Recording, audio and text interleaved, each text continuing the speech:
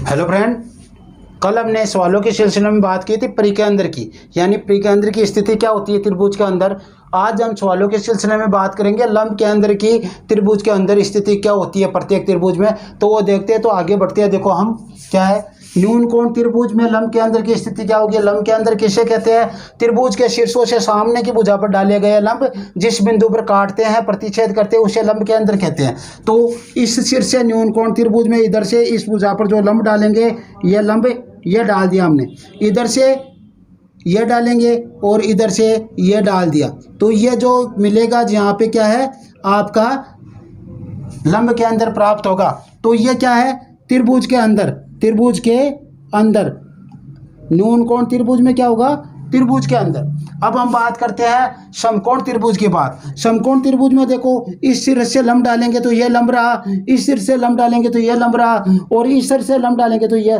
कहने का मतलब है आपका जो लंब डलेगा तो ये तीनों लंब कहाँ पे काटेंगे, यहाँ पे काटेंगे। कहाँ पे?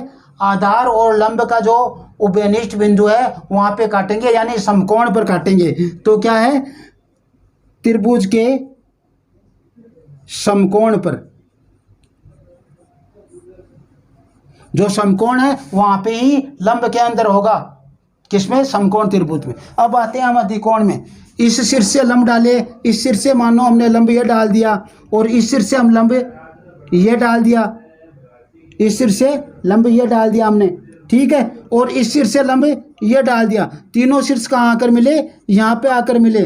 तो क्या होगा, त्रिभुज के बाहर, कहाँ? त्रिभुज के बाहर की ओर होगा लंब के अंदर अधिकोण त्रिभुज में, और इसमें होगा त्रिभुज के समकोण पर, और यहाँ पे होगा त्रिभुज के अंदर।